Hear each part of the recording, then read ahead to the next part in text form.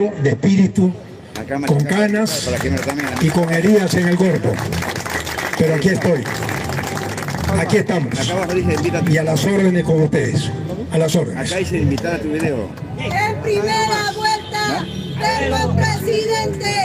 En primera vuelta, verbo presidente. Vamos a hacer las preguntas respectivas, ¿ya?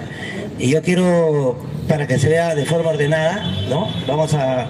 que las personas alcen la mano para yo tener en cuenta, y usted también, quiénes son los que van a hacer las preguntas. Y déjame también decirte algo, ¿no? Como yo vengo todos los días, conozco a la gente maliciosa, ya, que va a querer boicotear a tu persona y a mí también y a Laura. Entonces yo tengo ese derecho a veto, ¿ya? Porque son personas boicoteadoras. Así que mucho cuidado porque se acercan, ¿ya? Y ellos saben quiénes son y sin embargo son tercos y vienen acá. Ya, a ver, alcen la mano, ve las preguntas respectivas de Ricardo Belmo, preguntas, no lucimiento, para que se pueda exponer, ¿ya? A ver, 1, 2, ¿quién más? Pregunta por acá. Augusto también, ¿no? Ya, Augusto también, acá el amigo 3, 4, 5, Leopoldo, 6, por acá, 6 preguntas. 7 preguntas, mi paisano, Juan Capelicano, 8, profesor. Tú tienes que hacer preguntas, ¿ah?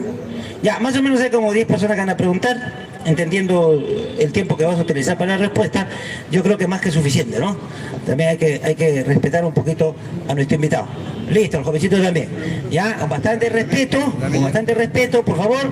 A ver, empezamos. Preguntas. A ver, Glicerio, pasa, preguntas a Ricardo Belmo. Mis saludos. Quisiera saber cómo va a evaluar la Constitución del 79 y la del 93. ¿Cuál sería la solución para el pueblo peruano? Muy buena pregunta. Yo fui alcalde con la Constitución del 79 en mi primer gobierno y fui alcalde con la Constitución fujimorista del 93 con mi segundo gobierno municipal. Y les confieso que esta Constitución de Fujimori ya ha tenido 70 modificaciones, o sea, la Constitución ya se cambió, pero se ha cambiado en los artículos que perjudican al pueblo y se ha mejorado los artículos que favorecen a quienes quieren seguir saqueando el país. Hay dos caminos, el posible, que es la pregunta que él me hace. ¿Qué quisiera yo? Yo quisiera que esta Constitución fuera a la basura.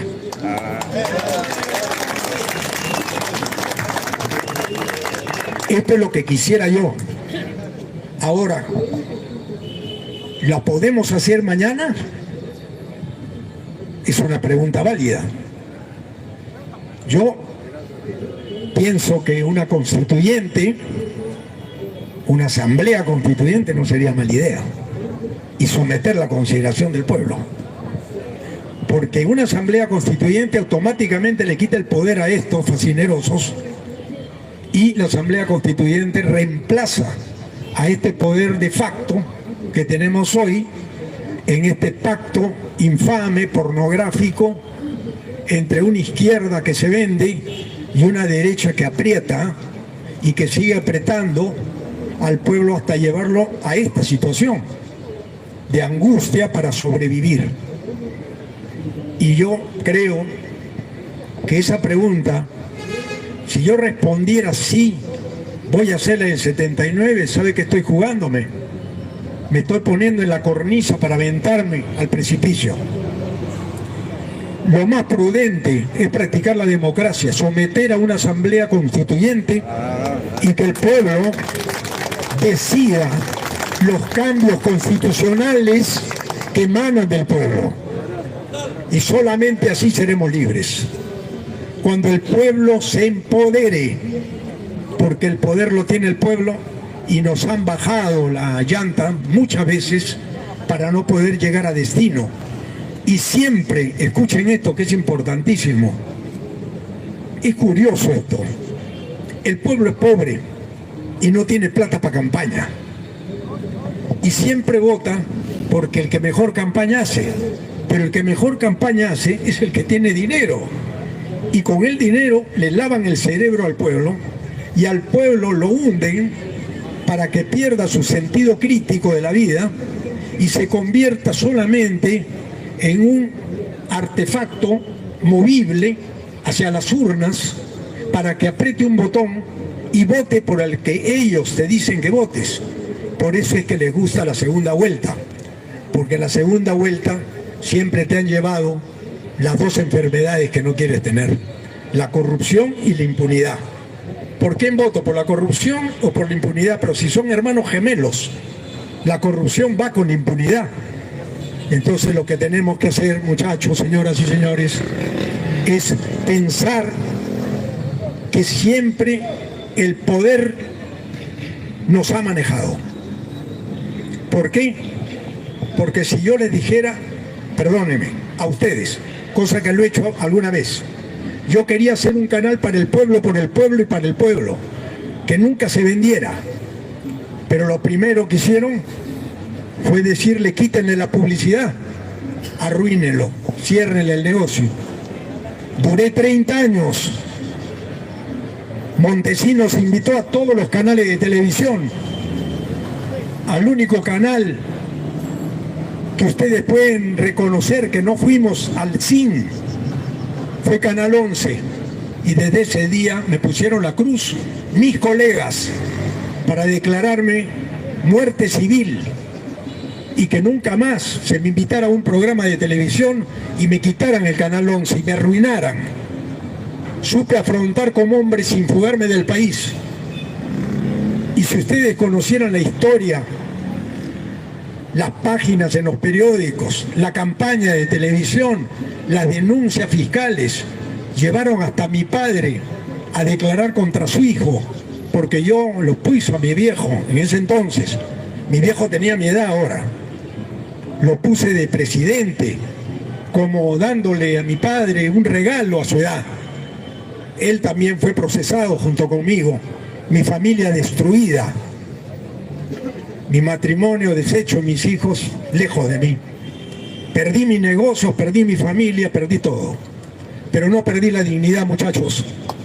No perdí la dignidad. Y no perdí las ganas de seguir luchando y creyendo en mi país.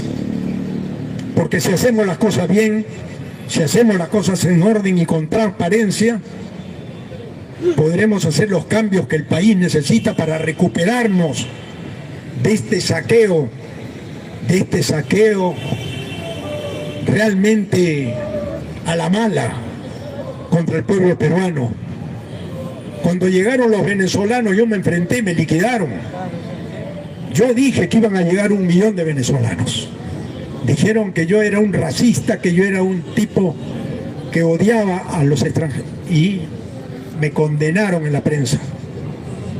¿Saben qué, señoras y señores? La respuesta es la siguiente: el pueblo manda, y si el pueblo manda, haremos una asamblea constituyente y que el pueblo decida qué cambios, si la cambiamos toda, pero no regresar al pasado, como en algún momento creí yo que era posible. Es incendiar el país, porque al día siguiente me dan un golpe como el de Castillo y me inventan en la prensa una historia nueva para liquidarnos. Hay que ir con prudencia y estrategia, señoras y señores. La estrategia no se revela, la táctica tampoco. Un jugador que entra a la cancha y le van a romper las piernas, hay que cuidarlo. Y al que le van a romper las piernas es a Ricardo Belmont, porque yo soy el vocero de ustedes y no quieren que haya una voz que hable por el pueblo. Necesitan exégetas de este sistema perverso.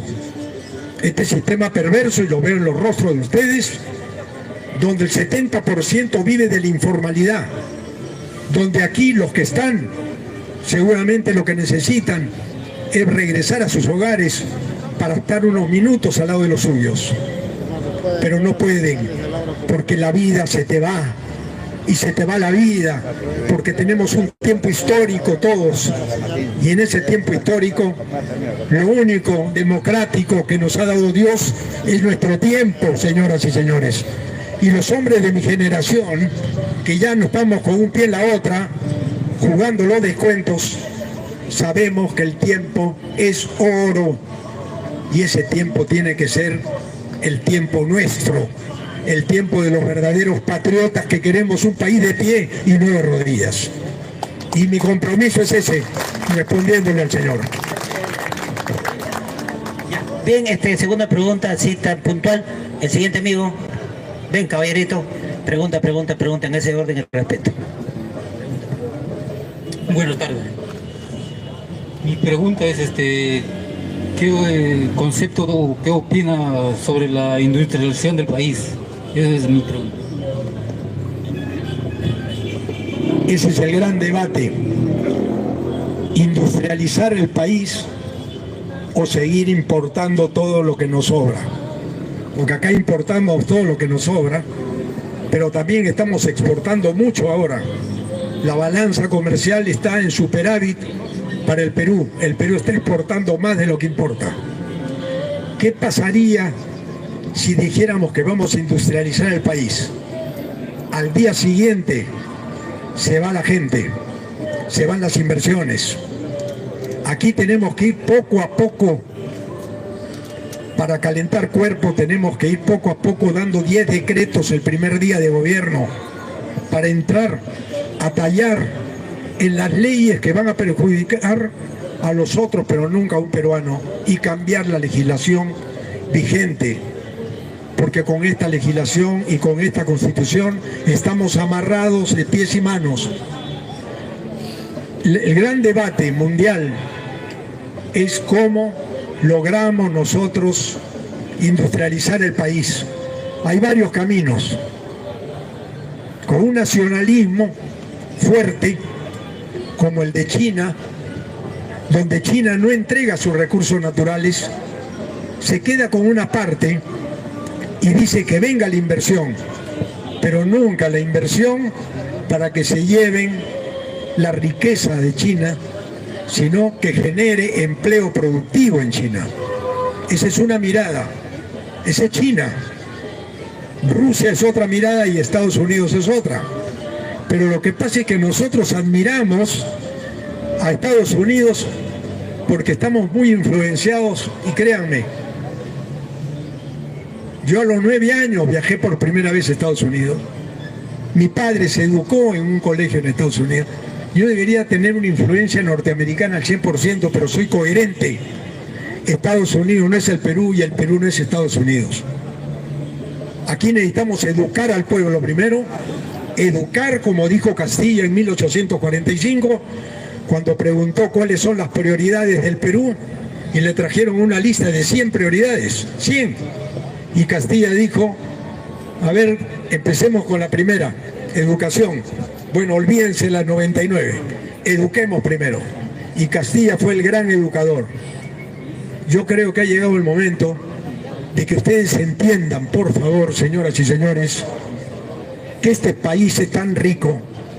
Somos 34 millones de peruanos, alcanza para todos.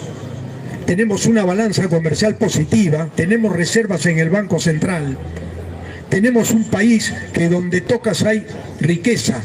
En Puno está la tercera fábrica más grande de estaño del mundo. Y en Puno el 50% de los niños son anémicos. No me cuadra. Algo no encaja aquí. Por eso industrializar es una palabra muy difícil de responder. Y créame que yo no tengo una respuesta todavía, porque esa respuesta significa cambiar toda la estructura económica y entrar en una crisis tal vez de 5 o 7 años, que se nos acabe el gobierno y la gente va a decir, Ricardo, industrializar fue un error, porque antes estábamos mejor. Los pueblos tienen que tomar conciencia de que los cambios, fíjense lo que querían los fujimoristas, no querían 10 años, querían quedarse, lo dijo Marta Chávez. Nosotros necesitamos quedarnos 30 años, dijeron. Y ahora el fujimorismo sin Fujimori ha durado 30 años, porque la Constitución ha permanecido intacta en el saqueo y ha permanecido intacta en la parte económica. ¿Qué país del mundo resuelve sus problemas judiciales en la justicia de un país que no es el suyo? Ninguno, solamente el Perú. Por eso es que nuestro alcalde, López Aliaga, ha podido traer trenes malogrados, pero como nunca hemos visto un tren, tal vez nos guste el tren. Este es como el hombre que no tiene que comer y te tira la mano y tú le das un pan, ese hombre te lo agradece. Nos han llevado a un estado de miseria moral, de miseria espiritual, que hoy día el peruano se conforma con sobrevivir. Yo quiero sobrevivir porque me pueden matar. Yo puedo sobrevivir porque si reclamo no puedo salvar a mi familia. Miren, señores, yo fui alcalde de Lima 6 años. Nunca esta plaza estuvo cerrada. ¿Cómo es posible que esta plaza esté cerrada? ¿Saben por qué está cerrada? Porque nosotros no tenemos carácter. Porque solamente un gobierno prepotente, un gobierno abusivo, un gobierno que sabe que tiene el poder en sus manos, se atreve a cerrar la plaza que es de todos. En ese ejemplo estoy diciendo a ustedes, señoras y señores, que un pueblo que no tiene educación es un pueblo condenado a su desgracia.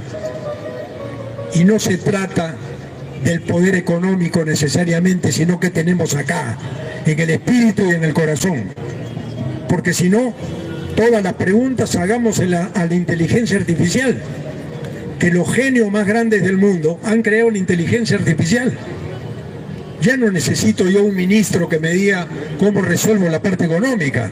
La inteligencia artificial te lo dice. Pero la inteligencia artificial no tiene alma, muchachos. No hay cirugía para el alma. Una mujer quiere rejuvenecerse, se hace la cirugía, mejora su rostro, mejora su cuerpo, pero el alma no tiene. Todavía no he encontrado un cirujano plástico que nos quite la tristeza, que nos quite la apatía, que nos quite la ignorancia. Solamente educar a este pueblo. Y me hicieron una pregunta y la voy a contestar. Me dijeron, Ricardo, ¿qué harías tú para combatir la corrupción? Otros siempre contestan, yo pondría más motos, más policías. Yo al pueblo lo agarraría a palazos, les diría que aprendan a trabajar y que se dejen de estar gritando en la calle. Esa es la respuesta que dan los políticos, cada uno usando las palabras más adecuadas. Y yo les voy a contestar, no hay contagio más intenso que el ejemplo. Cuando un presidente no roba y un presidente dice, señores de pueblo, escúchenme, en todo el territorio nacional, a partir de hoy solamente vamos a decir la verdad aunque duela. Ese día la violencia baja. ¿Por qué? Porque el pueblo tiene que sentir afecto, tiene que sentir cariño para cambiar. Un pueblo maltratado, golpeado, ese pueblo siempre será violento porque las autoridades son violentas, con la palabra, con los actos, con los hechos. Y nosotros queremos abrazos y no balazos. El día que nos abracemos entre peruanos y comenzamos a creer y a crear, ese día crearemos porque creemos. Cuando una persona no cree, no tiene convicción, no llega a ningún lado. Esa es mi respuesta a la pregunta tan difícil que me ha hecho el hermano que está aquí. A ver, en ese orden, la pregunta es acá. No, acá la pregunta acá. Ya, avanzo, hay un orden. Pasa, Cefrino. Preguntas puntuales. Maestro, buenas tardes.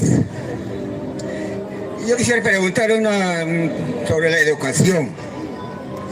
La educación estamos por el suelo. Por eso existe demasiado ignorante. Yo le pregunto a quién vamos a dar. ¿Quién va a ser lo más conocido? Esa es la respuesta que tenemos. Porque la educación es el primordial. Entonces, acá tenemos los profesores borrachos, tenemos profesores violadores. Con los 60.000 profesores los mandaron capacitar, no salieron ni uno aprobado. Con esos profesores, ¿qué podemos hacer? Muchas gracias. Bueno,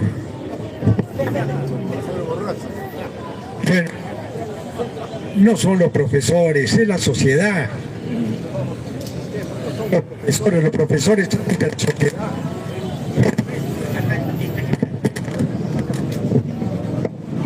Los profesores salen de la sociedad, señores.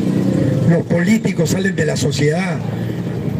Este Congreso de delincuentes, el 50% tiene procesos penales, señores. ¿Y quiénes los han elegido? Ustedes, yo, ustedes. Los profesores son víctimas de una sociedad que no pone al profesor en el lugar que debe tener. Hay 3 clases de profesores. El primer profesor o profesora es la madre que cuida a su hijo. La madre tiene que estar al lado de su hijo mientras el niño deja los pañales y comienza a dar los primeros pasos. Esa es la primera profesora en la vida. La gran profesora fue mi madre, que me enseñó a respetar al otro. El segundo maestro es el del colegio, que agarra al niño en la edad temprana de 5 años y lo pasa a la secundaria cuando tiene 12 años. Ese profesor es la base y ese profesor tiene que estar remunerado, bien pagado, tranquilo, sereno, con una currícula que construya hombres y mujeres de bien, porque no se puede hacer patria con paporreteros. Se puede hacer patria conociendo la historia, como nos las cuenta acá don Augusto de Congas. Conociendo la historia, conocemos nuestro pasado para conocer quiénes fuimos, de dónde venimos y hacia dónde vamos. Tú no puedes llegar a destino si no conoces tu pasado. Señores, yo siempre hablo de mi familia, de mi padre, de mi madre, porque a mí me parieron bien. Yo nací en cuna de oro, señoras y señores, pero conocí la adversidad. ¿Por qué? Porque después de haber estudiado administración de empresas, de haber ido a la mejor universidad que había, de vivir una vida, me di cuenta, señoras y señores, que había un mundo que yo no conocía. Cuando conocí ese mundo de los olvidados, agarré un micrófono y dije lo que pensaba. Y a partir de ese día me cambió la vida. Entré a la política y me cambió aún más la vida. Y para siempre. Porque me jugué entero por lo que yo creía. Y lo fundamental, repito, es la educación. Si hay malos maestros, es porque la sociedad ha vomitado malos maestros. Ha vomitado malos políticos y ha vomitado una sociedad que ya no cree en sí misma y una sociedad que ha sido producto del odio, del rencor, está conducida a su desgracia individual y por lo tanto a una desgracia colectiva. Porque primero hay que cambiar el ser para después, sabiendo quiénes somos, podemos ver el futuro juntos para que nadie te engañe, ni el político, porque yo podría hoy día venir acá con todas las respuestas. Créanme que no tengo las respuestas, porque todo parte del ser. Y si nosotros nos sentimos que somos personas, que algo nos une, ese día podemos hacer patria. Porque una cosa es hacer república, que es esta porquería que tenemos. Esta república no funciona, es una república corrupta. Una buena república hace nación, pero como dijo Valdelomar, nación no es patria. Patria es cuando los hombres y mujeres tienen sueños comunes y no hay mentira entre el pueblo y sus dirigentes. Cuando el dirigente miente, ese pueblo está condenado a ser mentiroso también. Y no le podemos echar la culpa al pueblo, porque el pueblo aprende desde muy niño a mentir. Si en ese hogar ha habido carencias, demasiadas carencias, donde la madre hasta tiene que salir a buscar 5 trabajos, abandonando a sus hijos en manos de una tercera persona. Señoras y señores, No hay país que haya salido adelante con maestros que no son como nuestros padres. Y si nosotros queremos a nuestro viejo, a nuestro padre, ¿por qué no queremos al maestro, a quien le entregamos el capital más valioso de una nación, que son sus niños? Un niño es el capital más valioso de una nación. En el año 1989, cuando hicimos nuestra primera losa deportiva en Villa María del Triunfo, en Nueva Esperanza, dejamos un pollo de cemento con una frase que decía: cuando veo un niño jugar estoy viendo un hombre triunfar. Cuando veo un niño jugar estoy viendo un hombre triunfar. Ese niño que jugó en la losa deportiva hoy día es un hombre de 45 años. Ya no es un niño. Yo tenía en ese entonces 44 años. Ahora tengo 79 y en un mes cumplo 80. Y estoy parado acá de pie frente a ustedes. Quiero que el recuerdo que tengan de esta reunión es que dejé